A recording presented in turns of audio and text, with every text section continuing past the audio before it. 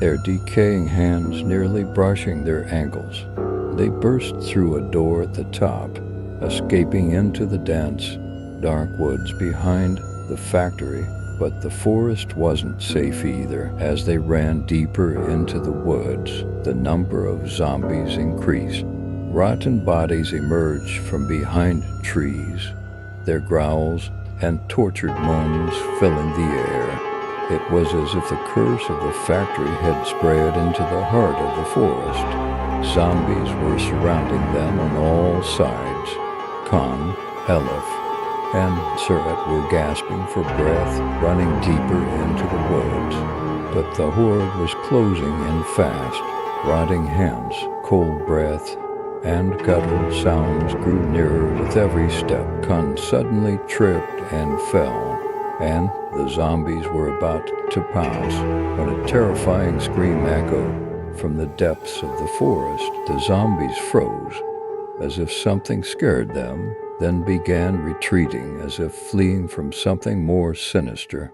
But there was something darker hiding in the forest. From the shadows, a massive figure emerged, a creature so fearsome that even the zombies were afraid of it.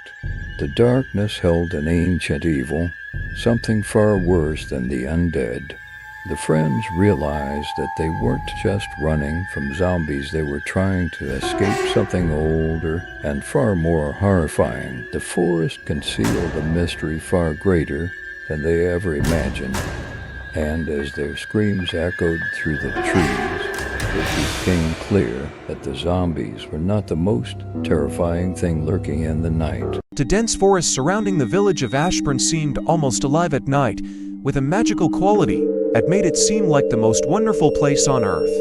As the evening light receded, residents eagerly locked their doors and closed their windows. Staying out after dark was the ultimate adventure. There was a silent rule in the village that everyone was expected to follow. Stay safe and don't let the night catch you outside the house. Elena de la Croix was thrilled to be back in Ashburn after all these years. The village held many mysteries and secrets, just waiting to be uncovered. Years ago, her mother, Amelie, had mysteriously disappeared one night. All that was left was a wet footprint leading into the woods. No body had been found, no trace. That day was lost in the silence of the village. Now, Elena was ready to face her past. The old de la Croix house stood at the edge of the forest, weathered and covered in moss. When Elena stepped inside, a cold breath touched her shoulder. The trees outside were taller than she remembered, their curving branches reaching towards the house as if to catch her. The silence of her first night in the house overwhelmed Elena. Looking out of the window at the forest, she saw the dense fog curling between the trees, moving across the ground like fingers. The silence was so thick she could hear her own breathing. She sighed and tried to sleep, but in the depths of the night, the suffocating silence was broken. Her eyes suddenly opened, her breath caught in her throat. She recognized the voice. It was her mother's. But it couldn't be. He sat up quickly and switched on the light. The room was empty. She told herself it was just her imagination. But that night, the whispers did not stop. Every hour, they came back, starting softly and then getting louder, more insistent. The sound echoed off the walls, the ceiling, the floor. Elena curled up in bed, her body covered in cold sweat, shivering until dawn. The next day, he went round to every corner of the house, looking for traces of his mother before she disappeared. In the old marriage room, he found strange symbols carved into the walls. Spiraling words, sharp lines, as if written in a language of traces. His mother had never told him about these symbols. That night, the whispers grew louder. This time, they weren't just saying her name. She heard broken sentences, a language she didn't understand. The darkness suffocating the room, even the faint atmosphere of the lamp, had dissolved. Single quotes Elena. You have to listen. Single quotes. With trembling hands he picked up his phone and switched on the torch. But the whispers did not diminish. He walked slowly through the house, the cold, damp air clinging to his skin. The whispers seemed to be leading him towards the attic at the back of the house. When he reached the narrow corridors leading from the attic, the light in his hand weakened. The door was slightly ajar. Inside, darkness reigned everywhere. In the corner he saw movement, a spindly figure. Elena ... She froze. The person standing in the corner was her mother. But her mother was not as lively as before. Her skin was strained, and her eyes were full of tears. She was dressed in a dirty dress, as if she were dead. Her eyes were empty, but fixed on Elena. Elena's breathing quickened, as if collapsed in the darkness of life. Her eyes were fixed on her mother's pale face. What confronted her after all these years was too strange to be real. But the negative presence, this thing was a shadow left behind by her mother, nothing more. "Mom," Elena whispered, the words catching in her throat. Amelie's movements were heavy and dull, almost like parts of a machine. As she turned her head, bare feet made a high-pitched sound that echoed on the floor. Her eyes stared at Elena, her piercing gaze enveloping the soul with an icy fear.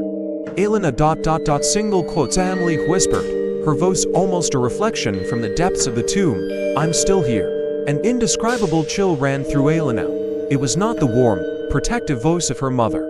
It was filled with deep pain, anger, and an otherworldly body. "The forest took me, but I never left." "Let the darkness," the words echoed from Amelie's lips as if she was building a bridge to other worlds, like a muffled, staccato moan. Elena's eyes filled, her throat tightened. "Why didn't you come back?" she asked, her voice trembling. But deep down, she felt she already knew the answer. There was no going back. Amelie's face grew darker in the shadows, her features as bleak as the dead she had unmasked. The depth of her eyes drew Elena in. "I wanted to try ... Amelie said, her voice even more hoarse, a cold reflection from the depths of a tomb. "But the darkness ... It won't leave us." Elena, her voice broke into a strangled sob, icy but full of pain. "The darkness has kept me here. It will take you." The words sent a shiver through Elena. The area in the attic suddenly felt heavy, as if the walls were closing in on her. Her chest tightened as she breathed in, dark shadows reaching out from around the corner to swallow her. As his eyes traveled through the shadows, a cloud of mist, heavy and shapeless, moved like a being. It was somewhere towards the shadow sickness. It was as if the entire room had melted into those components. As Elena's mind raced, a light blinked from the mirror in the corner, an eerie light that shone like the only living thing in the room. Elena turned back to the mirror and saw her own presence there, but this reflection was alien to her. The eyes were empty, and there was a sinister, menacing smile in them. At that moment she felt something inside her break. It was not himself. His reflection took a step towards him. The malevolent look in his eyes deepened and he smiled. Dark whispers began to spill between her teeth. Elena felt that her face in the mirror did not belong to her, but would soon possess her. The darkness in the mirror, its hand reaching out towards her. The mirror turned into a sea of darkness, stretching like shadows across the room. The whispers became clearer and clearer, the room swirling like a dark vortex. The whispers echoed in Elena's mind, now sent. Elena ran out of her room, screaming in terror. As she ran, she could cling to the pieces as they came. The darkness loomed over her like a shadow, coming closer and closer as she drew her breath. That night Elena managed to escape from their quarters, but she knew she could not escape completely. The darkness wanted to take her, just as it had taken her mother. No matter how much she ran, the darkness was after her time. In her step, in her shadow, she felt its presence. And most frightening of all, one day the darkness would overtake her completely. "Now send ... the whisper said, in a cruel tone that was etched in Elena's mind. Those words echoed in the depths of her brain, carrying her to the depths of collapse. Screaming, she ran out of the room, her footsteps echoing on the wooden floor, everything going faster and faster. Your heart was pounding like it was going to burst out of your chest. Your brain was open in the vastness of its compartments. But darkness follows him like a shadow. The shape was changing before his eyes. His healing was getting closer and closer. There was no longer just a darkness. There was a living, breathing presence that wanted to engulf her. Elena kept running. By the time she reached the edge of the forest, her lungs were burning, her eyes filled with tears. She felt that she was being pursued by those behind her who dared to go on, but who kept going. A gloomy silence radiating from the forest covered everything. The whole world was lost in this accumulation. Even the wind was silent. Only shadows moved, a curse circling around Elena. As he ran, his feet stumbled, but he kept going. The darkness was about to reach him. With his breathing, it was as if darkness filled his lungs, shadows reaching out, pulling him in. Fear dilated his pupils, hissing on his skin at the touch of the tracks in his step. Deep in the forest, the collapse of a moment. It was as if the world had suddenly stopped, as if everything in Elena's life had stopped moving. But in that stillness, she knew that something was dragging its presence towards her. The forest had become a tomb of darkness, and Elena was about to be sucked into it.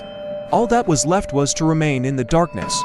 Everything, her voice, her light, had disappeared, and those on the ground were left to their ominous whispers. Elena survived that night, but it haunted her.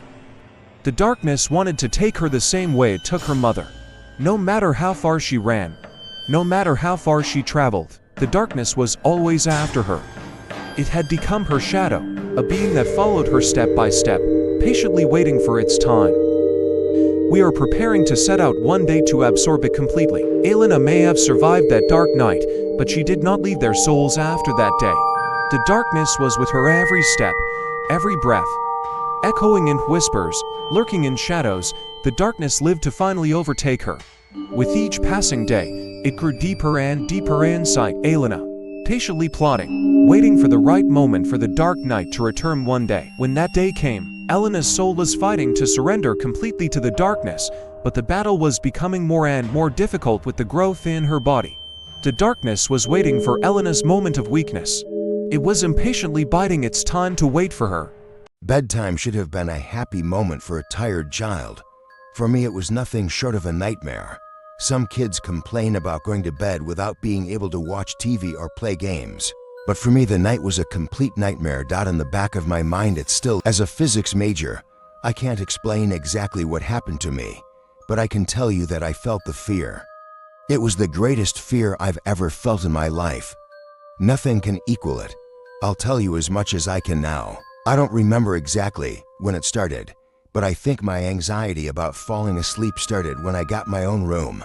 I was 8 years old at the time, and up until then, I was sharing a room with my older brother. He was 5 years older than me, so he wanted his own room, and I got the room at the back of the house. It was a small, cramped room with just enough room for a bed and a couple of small drawers. I wasn't complaining, because I knew that even at that age we didn't have a big house. My parents loved me, and I was having a good childhood. My brother had been given a new bed, and I was sleeping in the bunk bed we used to share.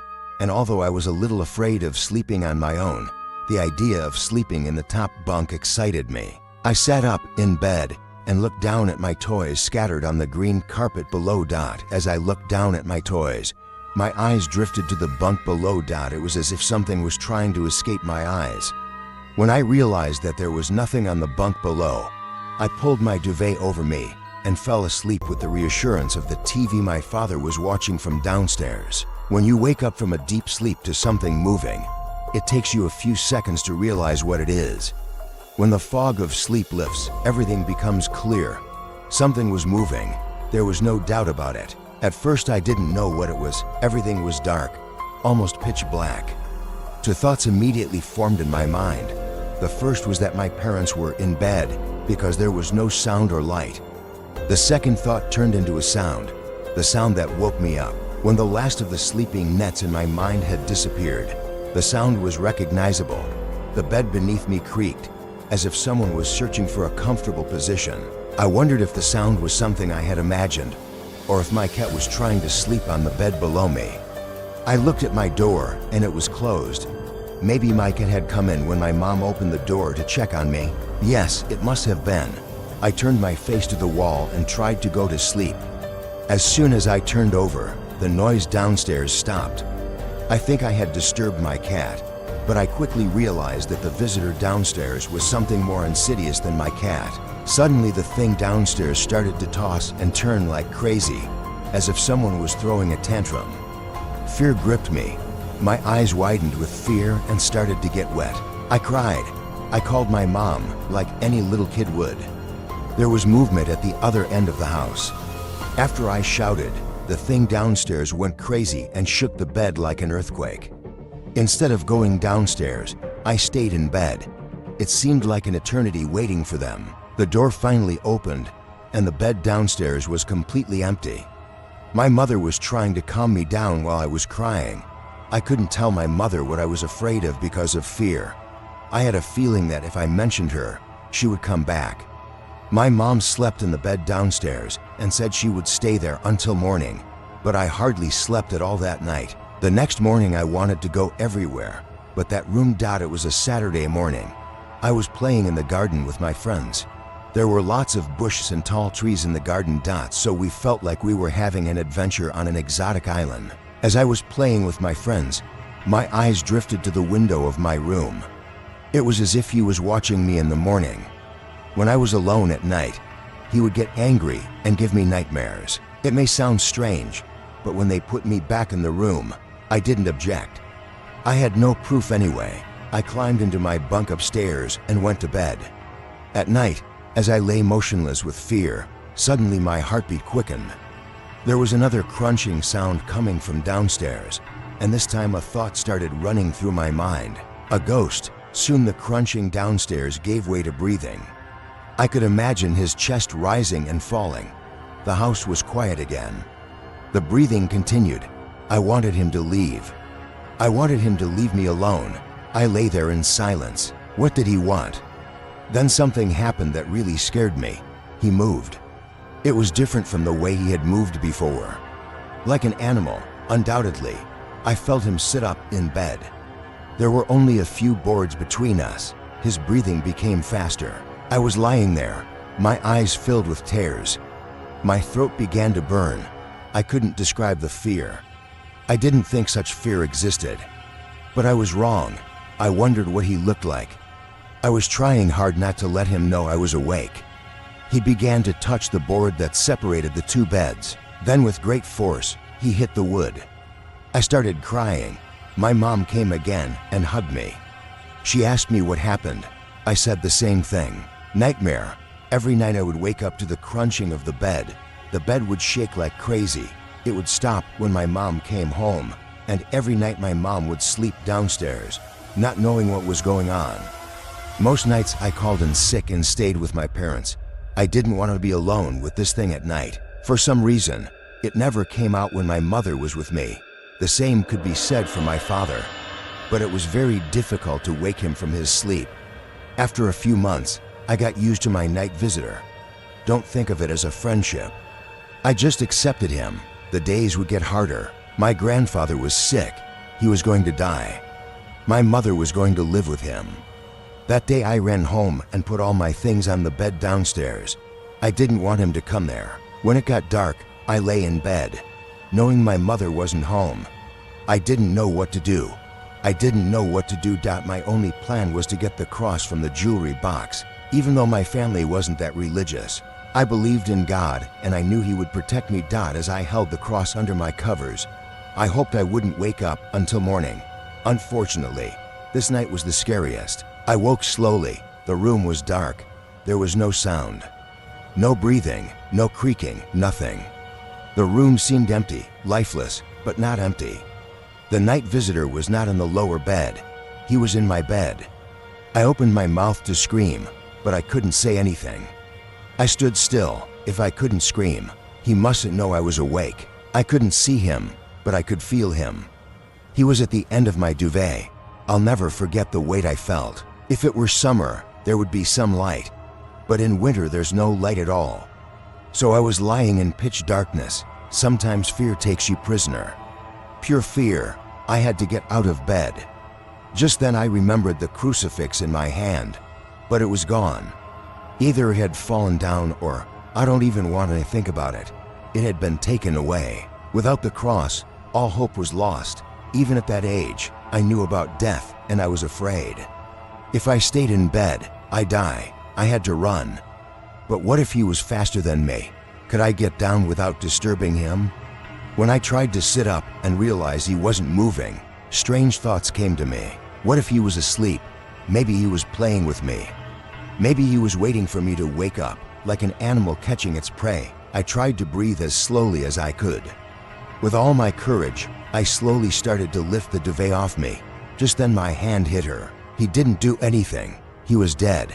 I wanted to touch his face. I was so curious about him until today. Oh God, He moved and grabbed me. Tears welled up in my eyes. I wanted to cry, but I couldn't. When I looked at the wall, he wasn't on top of me. He was on the wall like a spider. Suddenly he squeezed me tighter. It was as if he realized I was trying to escape from him. He started pulling me against the wall. I started fighting for my life. I was trying to get away, but he was too strong for me. I started crying.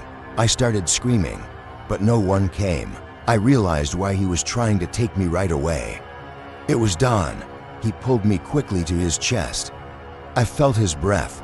It was as cold as ice. As the sun rose, light flooded the room. He put his claws around my neck and took my life. I woke up to find my father making me breakfast. I had survived the most horrible night of my life. Weeks passed without any incidents. We turned the bed back to normal and moved it to the opposite side, replacing the old bunk bed with furniture. One night I woke up to strange noises. The furniture where the bunk bed used to be was shaking like crazy, and there was a strange humming coming from the wall. To this day, I still can't sleep with my bed against the wall. Maybe you can call it imagination, but I can only tell you this. The next year they gave me a new room and my parents made it their bedroom. They lasted 10 days. On the 11th day, we moved out. This story is the true story of an event that took place just a few years ago in the small town of Ravenswood and will never be forgotten. What happened that night was a disaster that pushed the limits of both science and belief. According to witnesses, this was not a simple birth event. Lightning had struck this town not just as electricity falling from the sky, but as a curse. Those who live in the town say that everything happened on an ordinary summer night. Ravenswood had been an extremely peaceful place until that day. But that day the sky was gloomy and heavy. The air was silent, making him feel like a disaster was about to strike. When the first lightning struck that night, the townspeople could not even predict the first lightning struck an old farmer's field outside the town. The farmer, who was outside to check on the animals at that time, collapsed to the ground with a huge thunderclap. Several neighbors rushed to the scene and found the farmer lying motionless on the ground. The place where the lightning struck was the second lightning struck the town's church. The bell tower started to burn with a huge explosion and flames. The fire, which could not be extinguished for a long time, engulfed the inside of the church and most of the sacred items inside were reduced to ashes. However, the people at the scene were shocked when they saw the statue of Jesus in the church melting into flames and blood dripping from its eyes. This event came as a deep shock to the religious people of the town, who considered it as God-forsaken and a harbinger of a great disaster. That night, lightning started to hit the town one after another. The townspeople were running out of their homes in fear to take shelter in the mines, which they thought were safer, which was the source of income for the townspeople, but the lightnings were targeting them one by one. People were falling to the ground, burning in the middle of the street. However, after these deaths, a strange and terrible change was taking place. Those affected by lightning became active again after a while after they died. However, this resurrection turned them into living dead. These beings did not recognize their former neighbors or acquaintances, but simply wandered the streets aimlessly, with blank eyes. The dark energy brought by the lightning not only left these creatures as dead bodies, but also turned them into nightmares. The town had become a town full of fear and horror, where the dead wandered silently and all traces of old life were completely erased. One of the scariest events took place when lightning struck the largest house in the town, the house of rich businessman Richard. Richard didn't go out, thinking his house was safe. But when lightning struck his house, he realized that even hiding inside was not a salvation. Richard's body froze like a stone after being struck by lightning. At that moment, Richard's eyes glowed strangely and he transformed into a monster, before the eyes of his horrified family. Richard was neither human nor dead anymore. He had become a walking symbol of the curse that had fallen upon the town. That night, lightning shook the town and the surrounding forest, but the disaster also affected the mine. There was a large mine outside the town, known as a safe haven. The workers were relieved, thinking that they would take shelter in this safe environment, but lightning affected even this sheltered area. When lightning struck the metal structure of the mine, a massive explosion occurred. The energy systems inside the furnace suddenly failed, the electricity went out and all security systems were disabled. Workers working deep inside the mine began to run around in panic in the dark. The electric current created by lightning caused a huge fire in the underground passages. This fire created uncontrollable chaos in the interior of the mine, causing workers to quickly panic. However, in the depths of the mine, not only a technological disaster, but also the fury of nature revealed itself. In underground systems under the influence of lightning, soil and stones began to move strangely. As if there was a force deep within the mine, stimulated by the dark energy of lightning, underground creatures appeared. One by one, the workers encountered these terrible creatures. These beings were moving quickly through the shadows and attacking the workers. Because the mine's safety equipment broke down, workers had nothing to protect themselves against this new danger. That night, the mine had fallen into the clutches of both nature and lightning's fury, turning into a hellish place. While the screams of the workers echoed deep into the forest, the fear and horror experienced in the depths of the mine turned into a nightmare that would spread throughout the town for a long time. After the events, scientists and officials immediately came to the town and started investigations. Major disruptions in power lines and extreme damage in areas struck by lightning were reported in detail. The destruction caused by lightning had almost completely destroyed the town's infrastructure. However, all scientific analyses and research could not explain why lightning struck the town so intensely and violently. Scientists stated that the lightning focused on the town in an unusual way, but they did not determine the reason behind this anomaly. High radiation levels and sudden concentration of energy in various parts of the town further complicated the situation. However, the most frightening aspect of the incident was that those who died after being affected by lightning came back to life after a short time. This resurrection involved the dead turning not only into lifeless bodies, but also into empty-eyed beings that had a terrible impact on the town. These resurrected beings did not recognize their old acquaintances, but simply roamed the town streets relentlessly. Local people interpreted this disaster as the wrath of God. According to their traditional beliefs, they believed that these dark events that descended on the town were a sign of God's abandonment of them and a great punishment. While scientific explanations remained insufficient, beliefs that there was a supernatural cause for this event grew stronger among the townspeople. Scientific investigations and technical reports could not shed light on the secret behind this dark shadow over the town, and the town never returned to its former peace after these horrific events. Today, the town of Ravenswood is completely abandoned. Those who survived the disaster never visited the town again after the incident and moved elsewhere. Those who wander through the ruins of the town claim that they sometimes see silhouettes of burnt bodies and sometimes hear terrible animal screams coming from the forest. It is also said that traces left by dead and resurrected beings are still scattered throughout the town. Following the disaster, these beings continue to be found in various parts of the town. No one knows where those who die and rise again go or what their condition is. However, the fearful scars and shadows left by these beings left a permanent darkness over the town. It is still unknown why God struck Ravenswood with such fierce wrath that night and why terrible events such as the resurrection of the dead occurred. Scientific research and local legends could not answer this question. The town remains shrouded in silence, with a dark shadow hanging over it and an unsolved mystery. This cursed legacy on Ravenswood lives on in folk tales as a terrible secret.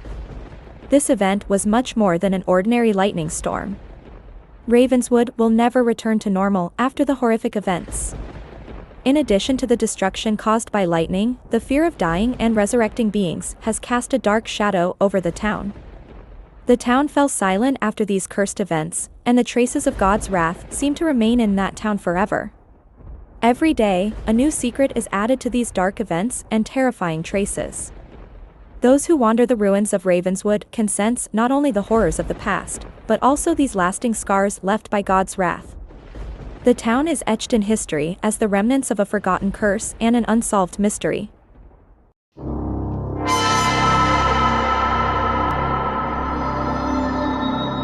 That evening, my friend Ellen and I decided to watch a documentary. My cousin had a big old documentary box from her great-grandfather who died. We started looking through the box, but we couldn't find any interesting documentary. When the last box was empty, my hand touched a height on the right side of the cardboard box. It looked like something was stuck between two pieces of cardboard on the right side of the box. I tore open the box and looked at the height. It was a CD case. It said The Life of the Dead, an ordinary documentary. My friend was surprised because, as she said, she knew this huge archive by its name and had never seen a documentary like this before. It was the first time either of us would watch this strange documentary. I opened the box. Inside was a CD with a black front. We sat in front of the TV. Ellen had turned on the CD player and was asking me to put the CD in. I was hesitant about it because I was afraid of being scared. Being scared of being scared was a very strange feeling. It's hard to even explain. At that moment, Ellen grabbed the CD from my hand and put it in the device. "You're not scared of this stupid thing, are you?" She was brave, but I know very well that too much courage is not good. The documentary started. We were surprised when we looked at its duration. It was a short 3-minute documentary. Maybe the rest of it was spoiled. We would have to wait to find out. Ellen pressed the play button on the remote control and the documentary started. As I expected, it was a scary documentary. Ellen just stared at the screen. Photographs of graves and corpses passed on the screen. My heart was about to burst from my chest. Even Ellen's bravery was not enough. At the 30th second, Ellen picked up the remote control to turn it off when a voice started talking. "The dead are not dead as you think. They continue their existence in other dimensions of life after they die. A dead person can talk to you if they want." It was really ridiculous. Ellen must have been unable to stand this nonsense because she turned it off. That was a disgusting documentary. "I'm going to the bathroom." When Ellen went to the bathroom, I was alone in the room. My eyes went to the clock. It was 8:20 minutes past, but Ellen didn't come back from the sink. I got curious and went after her. When I went into the sink, Ellen was lying on the floor. There was no wound, no blood. I was shocked. I got scared and touched Ellen. She was as cold as an icebox. I checked her pulse. There was no pulse. I was very scared. I called the ambulance and asked for help. They put Ellen in the ambulance and put me in next to her. A short while later, I was in the hospital crying over Ellen, who was covered in a white sheet. In the meantime, the specialist who examined the body came to me and started talking. "When did you find this body? This person has been dead for at least 3 days." That's when that disgusting voice echoed in my head. "A dead person ... can talk to you ... if they want to ...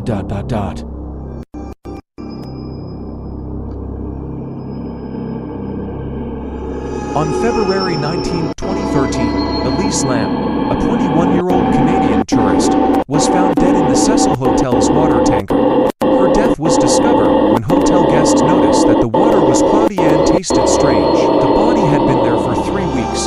The police, who were investigating the incident, came across something strange. In the video from the hotel's elevator camera, Eliza is pressing on all the floors of the elevator. It's not moving. Thereupon, the woman starts making strange movements and then starts talking to someone. Then her hands turn upside down, twist and bend in a way that a human cannot. Then she gets back on as if nothing happened. The elevator finally works and there is nothing abnormal in the rest of the parts. The only people getting on are other customers. The autopsy does not find drugs and it turns out that Lam never had such a problem in her past. For some reason, despite the autopsy results saying so, the police report claims the opposite, and the case is closed. This incident still remains a mystery. Here is the creepy elevator camera footage.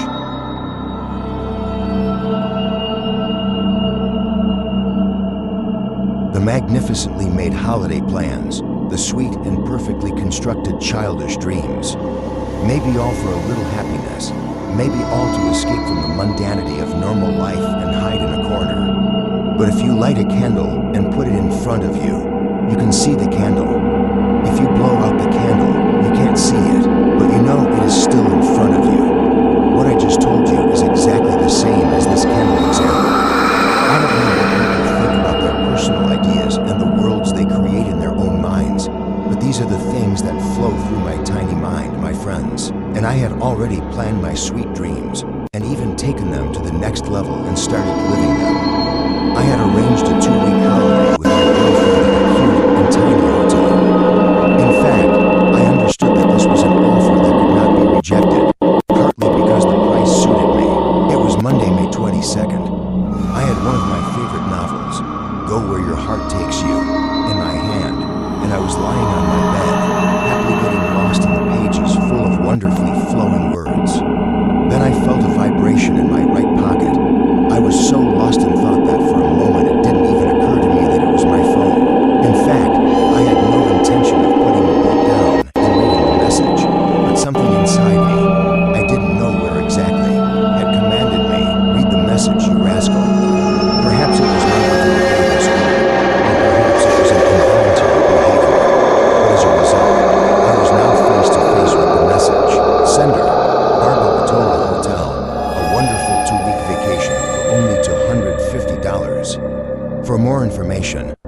www.rbabie to lawpalace.it. After muttering, "It might be worth a try," I logged into the provided website. From what I could see from the photo gallery, it was a place with rooms, pools, and gardens, just the kind of place Carlotta would have liked. In fact, I didn't like it either. It could have been a nice surprise. Not wanting to waste time, I made our reservation, and in the meantime, I got some more detailed information. Delicious breakfast every morning, sports training in the afternoon for those who wanted it, and free ice creams, and many more things like that. The days went by like children who had just learned to run and ran at every opportunity, and we were both very excited on the day of the holiday. I had explained my surprise to Carlotta the day before. Now we had completed our preparations and were on our way to the hotel. With only a short drive left, the following conversations took place between us, which I did not care about at the time, and regretted to weeks later, saying I should have cared. "Lucio, are you sure this is a nice place?" "Of course. Why did you have such doubts?" "I feel bad. Stop the car. Please ... I pulled over to the right. There was no one else on the deserted road. Strange thoughts were running through my head. Why was the road empty? Did we come across the hotel at an undesirable time? If so, why did that introductory message come? Is the hotel no longer in use, or are we on the wrong road?" My eyes went to Carlotta. She was sweating. She was seriously sweating. I asked her if there was a problem. She insisted that there was nothing. Maybe she didn't want to ruin our plans, but finally she spoke. "I think I'm 400 to 500 meters back. In the bushes, I saw something. A body, Lucio. I was shocked. I couldn't react. Are you sure?" "I think so." I started the car and sped back. I wasn't going to prove to her that what she saw was nothing more than a dream and let her ruin our wonderful vacation. When we got there, she told me to stop. I stopped. I looked at the place she was pointing with scared eyes. Indeed, a woman in pure white sheets was lying in the long, yellow grass. I was scared. Maybe she was still alive. I got out of the car and approached her. She was completely white. Her skin was almost as white as the sheets she was wrapped in. She had obviously died days ago. I got closer and saw her eyes open. Her eyes were big, wide, and blue. They were focused on me. I lost my balance and fell back. When Carlotta asked what had happened, I told her she couldn't have missed it. She opened her eyes. "Didn't you notice? Big, blue double quotes." "No, she didn't, Lucio. Let's get on with it. Let's go now." She was pulling my arm. I looked at her in fear. Her eyes were closed. Maybe I was dreaming. Everything had suddenly turned into something terrible and paranormal. I was shaking with fear. We got in the car and continued on our way. When we got to the hotel, we were both like lifeless people whose souls had separated from their bodies. We went to our room and sat silently on the bed. "How do you think she died?" "I don't know." I was shaking as I remembered those eyes. It was dark, and we had gotten over the initial shock to some extent. After dinner, we went back to our room. I had completely forgotten about putting the suitcases away. I took the largest suitcase and opened the closet. It was empty. When I looked from top to bottom, you can be sure that I screamed loud enough to shake the entire hotel. The dead body we had seen that morning was lying there. I looked at Carlotta, but it wasn't Carlotta. It was the dead body on the right with the damn big blue eyes. "No," I shouted. "You are dead. You don't exist. This is ridiculous. You can't fool me. It's all a fiction. You don't exist, and you never did, and you never will. What you just read is Italia was a letter found under the bed of Lucio Sprari, who was being treated in a mental hospital in Piacenza the day after he was discharged from the hospital. The doctors and the staff could not give a logical explanation as to where Lucio had found the paper and pen. The strange thing was that Carlotta Speranzo, one of the orderlies of the mental hospital, who stood out with her white uniform, white skin, and blue eyes, disappeared strangely right after this letter was found. In Spain, a big Champions League match was being played in Barcelona's magnificent stadium. Ethan, Chloe, Ryan, and Sophia were four American teenagers on vacation in Spain. The excitement of the game lured them to the stadium. But little did they know that that night, they would not only watch a game, but also face a terrible secret. In the 70th minute of the match, just as Barcelona scored, the stadium lights suddenly went out. As the fans shouted in surprise, a strange creaking sound came from the loudspeakers. Then the whole stadium fell silent. Ethan said, "That's weird. Did the power go out in the stadium?" But Ryan, looking at the people in the stands, whispered, "Something's wrong here. People. It's like they're disappearing." As they looked around, they realized that the fans were disappearing one by one. It was as if the shadows were swallowing them up. The group was suddenly surrounded by darkness.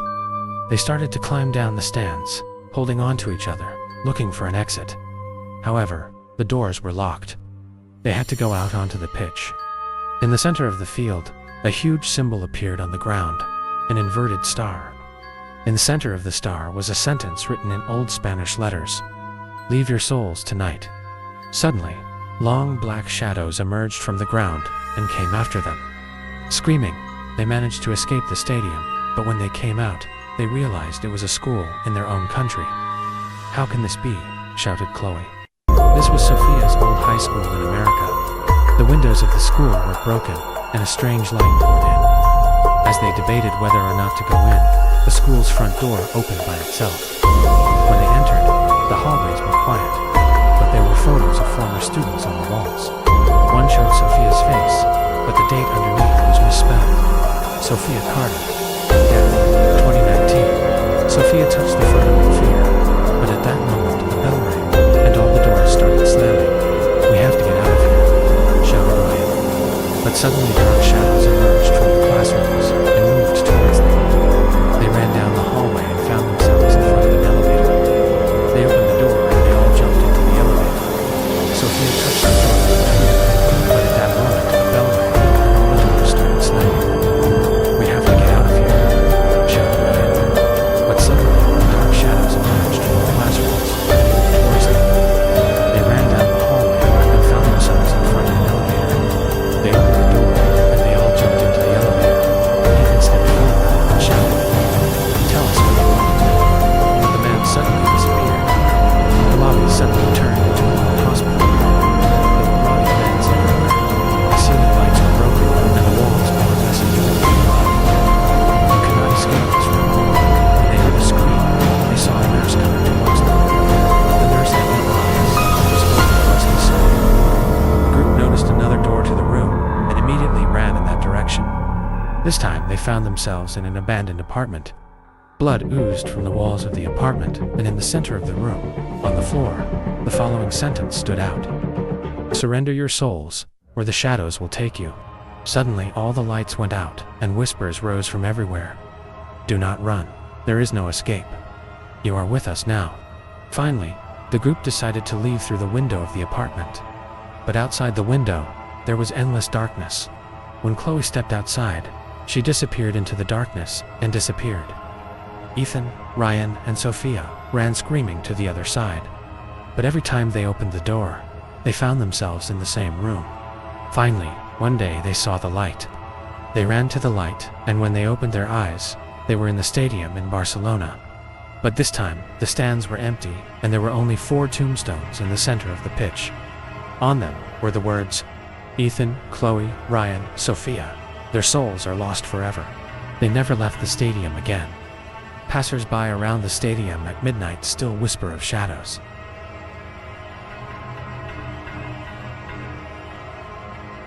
It had been a few weeks since Ethan moved to Turkey with his family. He wanted to make new friends, but couldn't talk to anyone because of his shyness. One day he noticed the gym in the neighborhood. He decided to go in and lift some weights, maybe play basketball. The gym was quite quiet. There was no one at the front desk. Ethan looked around but thought it was empty, so he walked in.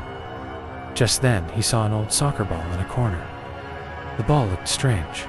It had cracks on it and a faded inscription that looked like red. "Only the brave shall win." Ethan smiled and picked it up. "I'll practice some shooting," he thought. But as soon as he picked up the ball, he felt a chill. Just then a voice was heard. "If you dare, follow the ball." The ball slipped from Ethan's hand, fell to the ground, and started rolling on its own. Ethan followed the ball in amazement.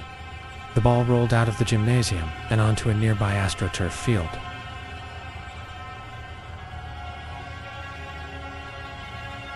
Ethan shuddered when he reached the AstroTurf. The field where children normally played was empty this time. The field was shrouded in fog, and the lights were flickering. Ethan wanted to turn back, but the gates of the field suddenly slammed shut. Just then, 4 silhouettes appeared on the field. They were wearing old, worn soccer jerseys. Their faces were completely dark, only their red eyes glowing. Ethan recoiled in fear, but a voice was heard. The game begins now. Score to survive. The silhouettes moved towards Ethan. The ball rolled itself onto the field and stopped at Ethan's feet. Ethan had started the game, even though he didn't want to.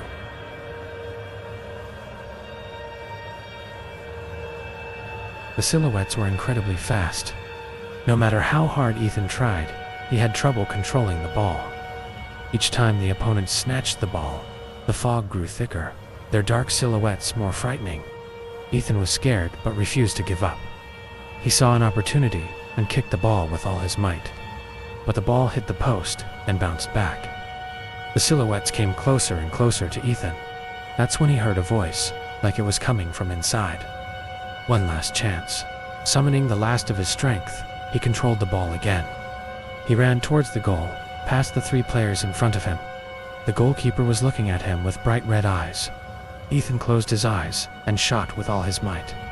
The ball found the net, and the field was suddenly silent. The silhouettes disappeared one by one. The fog disappeared, and the field gates slowly opened.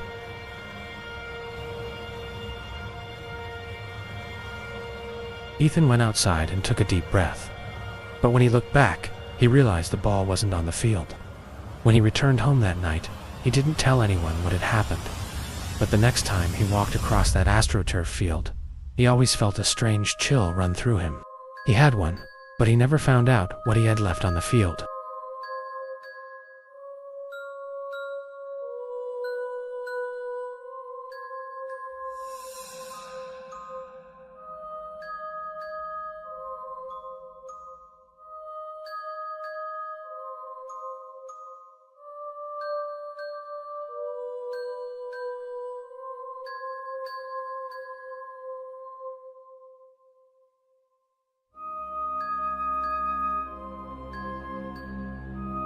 I had gone to the cinema with my friend Sirhat in the evening, and on the way back we were passing through the Alaka neighborhood, which was the shortest route to our house.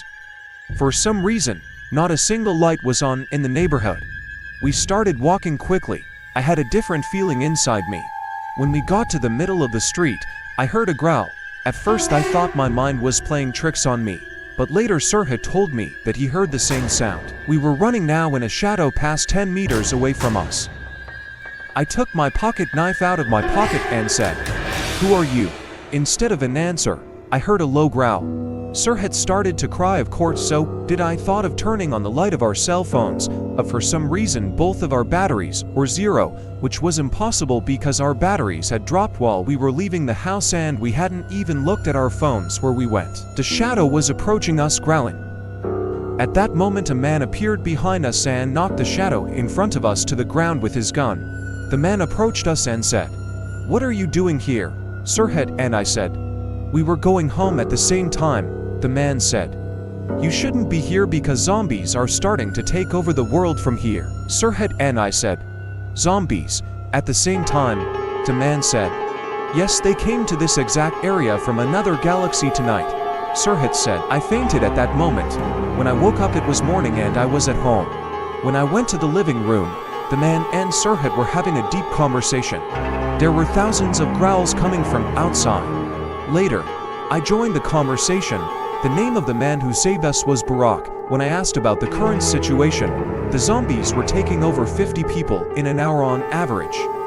I asked Barak, "Can we turn the zombies back into humans without killing them?" He said, "Barak, it is possible, but most of the scientists have turned into zombies and it is impossible for us to meet with the surviving scientists because the zombies destroy all the electric towers."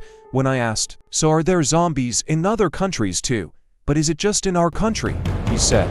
In all countries. That evening we evaluated the food we had and took notes on a piece of paper.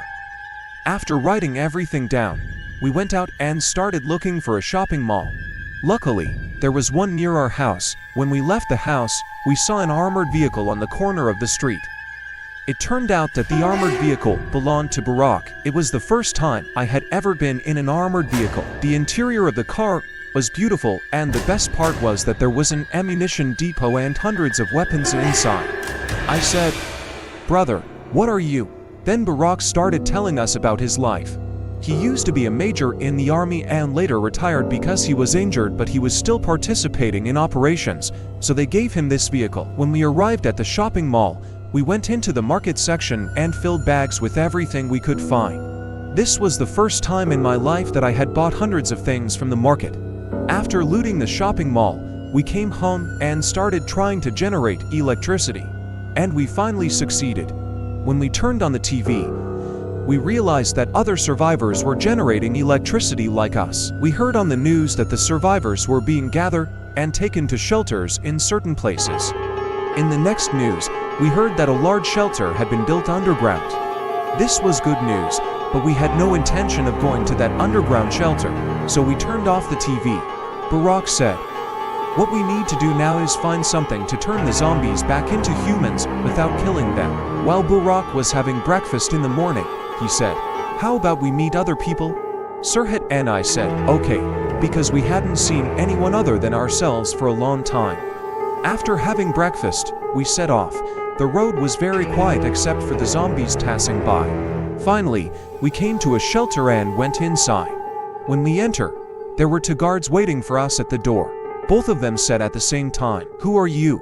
Barack said, "Army Commander, Major Barack." The guards at the door immediately said, "I am at your service, Commander." A cool smile spread across Sirhat and my faces. When we entered the shelter, hundreds of people were sitting on chairs doing some work. We passed that section and entered the manager's office and sat on a chair. Barack and the manager got into a conversation we couldn't understand. When they finished talking with the manager, we went back into the room where hundreds of people were and Barack started shouting, "Who among you is Mararsa?" A middle-aged man came to us and said, "Come on, it's me." Barack said, "We need you for our work," and got into a conversation we couldn't understand with that man. When they finished talking, we went out and got in the car. While we were in the car, Barack told us everything. That man was a scientist and they offered him to make a liquid to turn zombies back into humans, and the man accepted. Before taking the scientist home, we took him to a laboratory and, after getting the necessary materials from there, we set off towards home. Murad didn't talk to us much. He was mostly scribbling something in his notebook. When we got home, we completely emptied a room and put the laboratory equipment there. Then we left Murad alone, and he started doing his work in the room. Sirhat and I went to the kitchen and started to prepare dinner. We had made a delicious roast for dinner. After eating dinner, we played OK to distract ourselves. After playing OK, Murad went about his business and we started talking about the situation we were in. I guess Sirhat and I were lucky because someone like Barack found us and saved our lives. At around 5 in the morning, I woke up to Murad's shouts of joy. He came running to us and said, "I finally did it." We all got up excitedly and opened the window to try it. There were hundreds of zombies on the street. We chose one of them and shot the zombie we chose with the liquid launcher Murad made, and the zombie turned into a human. But there was a problem. Since zombies were everywhere, they were turning it back into a zombie. We had to find a solution for this. We immediately called the authorities and explained what had happened. We gave our address to the person we called, then they came to us an hour later. We showed them the liquid and told them that we had a plan to spread the liquid to all the zombies. Our plan was to spread this liquid by multiplying it with a few planes or helicopters. After the authorities listened to us, they called their managers and the manager accepted our plan. In total, a week later, everything was ready and the process started. A total of 6 planes and 6 helicopters were spreading the liquids. When the process was over, there was not a single zombie left around. Something came to my mind. Zombies that came to our world from other galaxies turned into humans. How did this happen? After a long research, we found zombies that came to our world then became humans. According to what they said, someone from the world turned them into zombies and sent them into space, then brought them back to the world on a certain date, so he was thinking of trying to take over the world. According to what they said, the name of the person who sent them into space was Farakakar. After another week of research, Farakakar was found and put in jail. That's how he saved the whole world. Jake has long wanted to escape the pressure and chaos of fast-paced city life. After months of planning, he finally chose a remote seaside village few people had ever heard of. Barely a dot on the map, it offered a secluded beach with waves crashing endlessly onto the shore. All he wanted was a few days of peace with only the sound of the sea.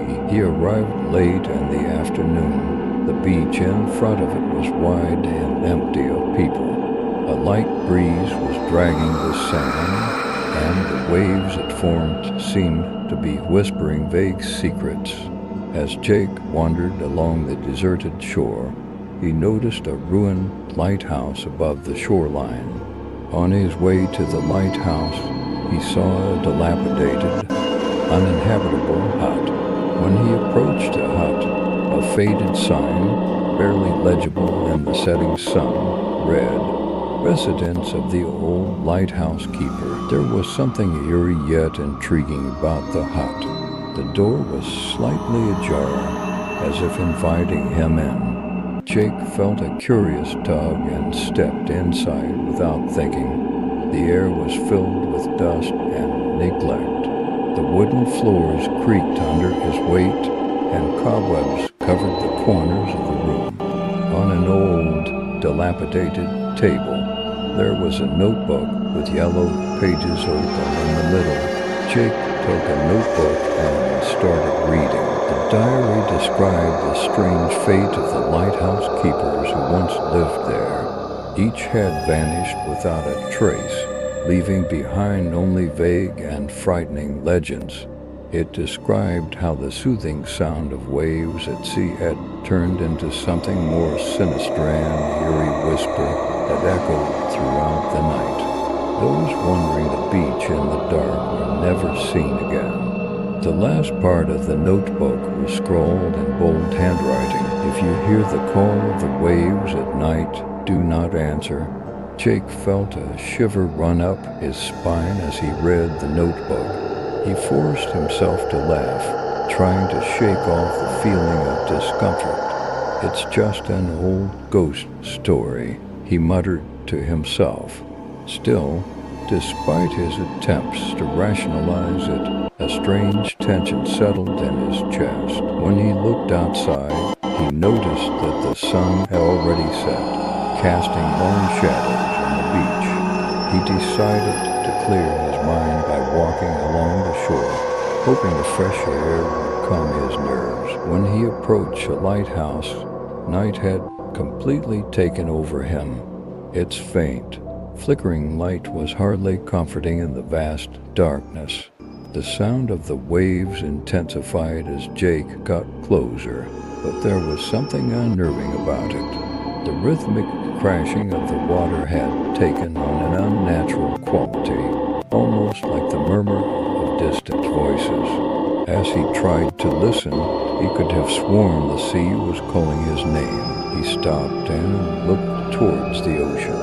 At first, the waves appeared to be rolling as usual, but then he noticed something moving beneath the surface. Dark shapes moved in the water. His pulse quickened, but he convinced himself it was nothing, maybe just a school of fish. However, the longer he looked, the more distinct, frightening the shapes took on. Figures rose from the depths, slowly drifting towards the shore. They resembled humans, but their appearance was grotesque. Their skin was swollen and rotten. Their eyes were sunken and lifeless. Seaweed clung to their bodies and shellfish covered their limbs. The figures came closer with each passing wave, as if the ocean was pushing them towards the shore. Jake froze in terror, unable to move as the figures got closer. His heart was pounding in his chest. but his legs were not obeying him. Panic finally overtook him, and he turned to run. Yet the sound of the waves had become something more. It was no longer just water crashing on the sand. There were whispers, soft but clear, saying his name over and over again. Jake, ... why didn't you answer? A voice seemed to ask, carried by wind and waves.